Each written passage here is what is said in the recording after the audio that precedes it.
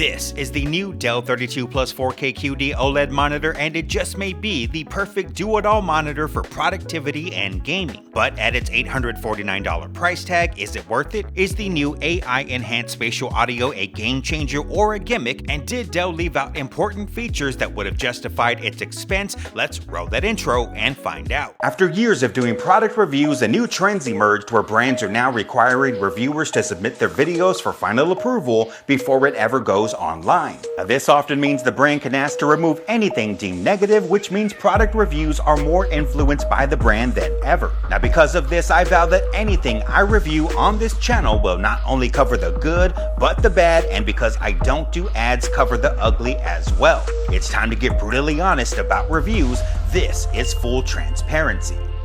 Brutally honest review.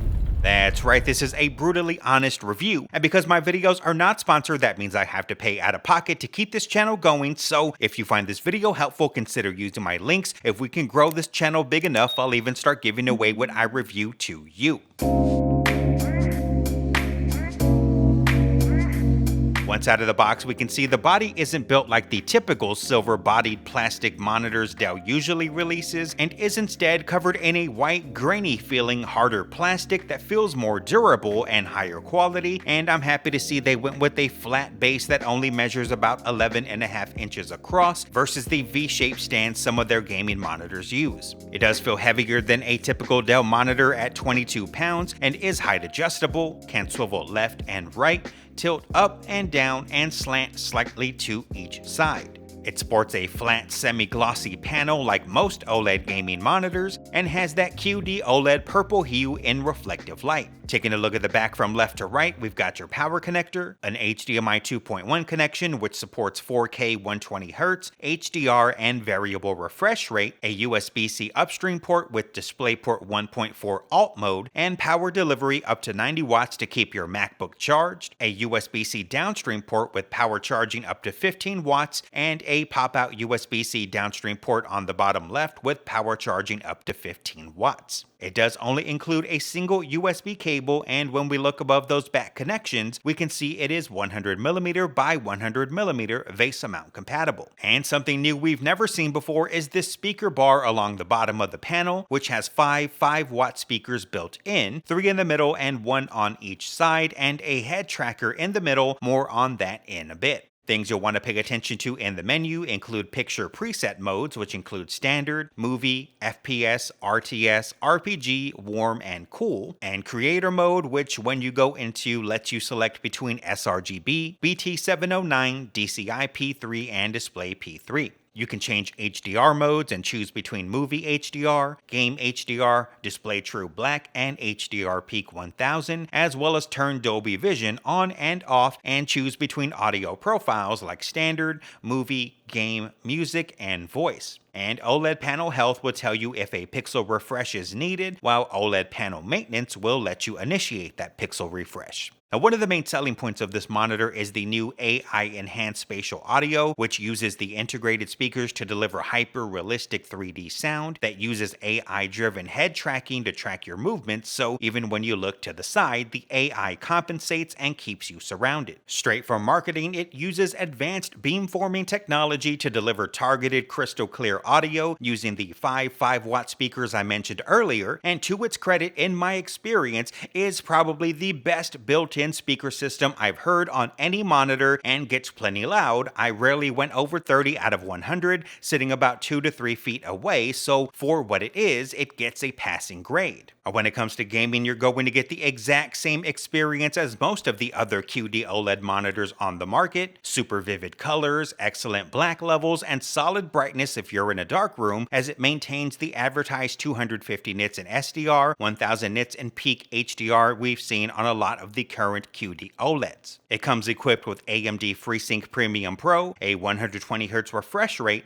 a 0.03 millisecond response time, VESA Display HDR True Black 400, and Dolby Vision, so you will get a premium gaming experience, especially on console. For content creators, photographers, and video editors looking to use creator mode, color gamuts measure 100% sRGB, 98% DCI-P3, and 92% Adobe RGB, and as someone who's been using QD OLEDs as productivity monitors for some time, you're not missing out on anything competing QD OLEDs offer. I'm not sure which generation QD OLED panel this is. I'd assume they'd use the latest from Samsung, but can confirm it is at least a Gen 2 as it has the newer square-shaped subpixel layout, meaning better text clarity and reduced fringing. If you're worried about static images becoming a problem, it includes Dell's 3-year burn-in warranty, and something that may be a big plus for some, there's no annoying pop-up every 4 hours to remind you to refresh, as once the monitor is turned off, it'll automatically engage pixel refresh.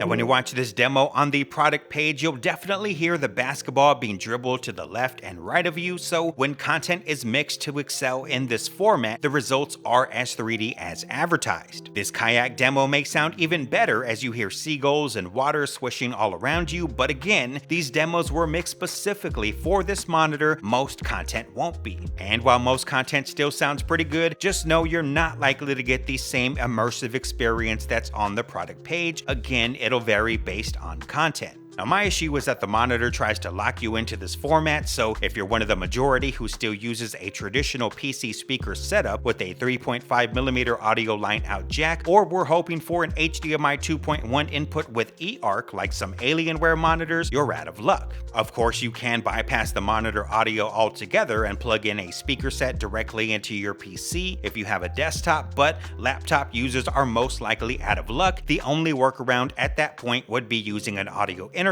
with headphones or studio monitors. I think this is important because while sound can be high quality depending on content, you can't make up for the lack of bass these small 5-watt drivers can't deliver, so either Dell needs to start including a subwoofer for monitors equipped with this sound system, or keep a 3.5mm audio line out jack and let the user decide which road they want to take.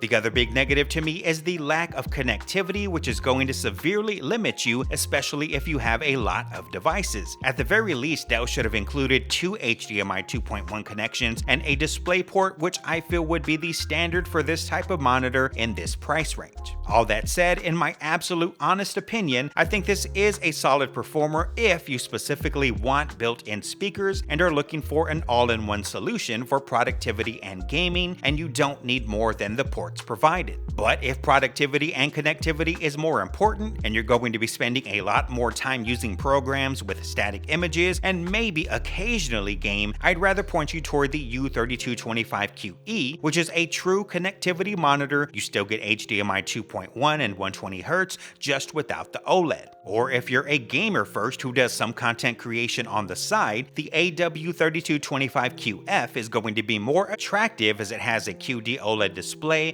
but with 240Hz and better features, including 2 HDMI 2.1 ports, one with eARC, and a DisplayPort for more devices. I'll post links to both of those monitors in the description and top comment. And at the time of this video, it's just $50 more. To be honest, if I really wanted a gaming monitor that could also do productivity in a 32-inch body, I'd just go that route, as I personally have no need for a monitor with speakers built in, and at the end of the day, that's really the only thing this monitor offers over 32-inch QD OLEDs already on the market. Let me know what you think of this monitor and if you're going to pick one up. I think it's great that brands are starting to focus on an all-in-one solution, as most content creators are also gamers, and with a little time, I expect some really solid entries. If you made it this far into the video, comment friends till the end and let me know if there's a product you'd like to see reviewed on this channel. That's going to wrap things up for today. I'll see you next time.